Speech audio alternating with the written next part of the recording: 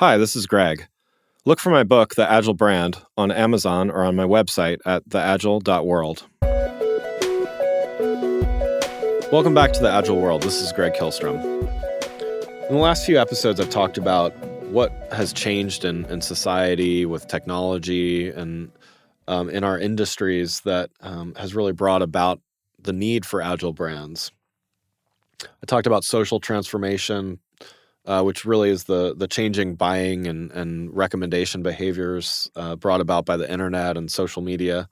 Then I talked about brand as experience and relationship, where brands that truly understand how to offer meaningful relationships with their customers are successful. Talked about marketing disruption, how new companies like Uber and others have really disrupted traditional industries and really put everyone on notice in any traditional industry, that their market is ripe for disruption if it hasn't been disrupted already. Then I talked about exponential technologies, which things like personalization, automation, other things like that really allow a brand to reach an infinite amount of people with personalized content, messaging, and offers that are relevant to them, and how that benefits Agile brands. In the last episode, I talked about the modern customer experience and what I refer to as the device agnostic consumer. Basically, consumers that have multiple devices, they use multiple channels to shop, to contact brands, to interact, and how the consumer really isn't paying attention to what method or medium they want to use to contact or perform an action. They use what is most convenient to them at the time, and how brands really need to understand that in order to take advantage of this, whether that's to help make a sale, so an opportunity, or take an opportunity to maybe turn a situation around that could turn into a complaint or something like that they may want to try to turn around. How Agile brands really need to be present and listening on all types of channels. In the last episode on this series, I'm going to talk about Agile marketing and real-time data. So this idea of Agile brands making decisions based on data.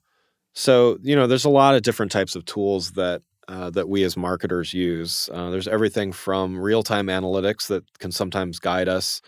There's AI and machine learning tools that help guide our decisions and practices.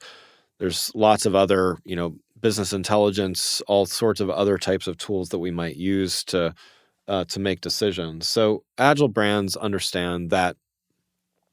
Again, as I've mentioned a few episodes back, being agile doesn't mean being reactive. It doesn't mean changing things without notice or without really thinking it through. The agile methodology really provides a framework where we listen, we analyze, and then we optimize. And we do this in sprints. So in defined periods of time where we give things a little bit. That really varies completely depending on what you're doing. So it could be days, it could be weeks, probably not too many months, but some set of time where it gives you enough time to measure, gives you enough time to really do some thoughtful analysis, or to have some machine assisted analysis as well, and then it gives you time to adjust your strategies and your tactics.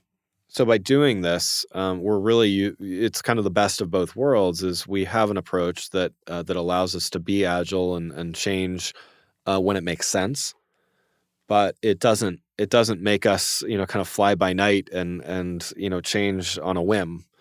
So the smart marketers, the agile brands really take this and they invest in in getting the right data and collecting the right data and asking the right questions. I talked about this a little while ago as well. As part of the downside of big data is that there's so much information to pour through.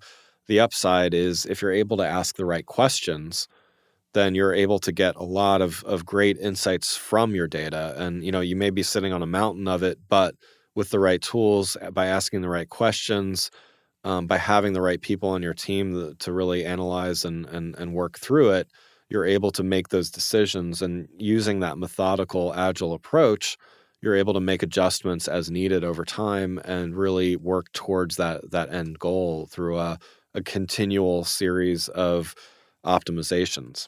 In the next episode, I'm going to go through what I refer to as the Agile Brand Manifesto, which I go through in more detail in my book, The Agile Brand. Thanks for listening. Have a great week. If you enjoyed this episode and found it helpful, please rate the show on iTunes or contact me through my website at theagile.world. You can find my books, The Agile Brand and The Agile Web, on Amazon and on my website at theagile.world.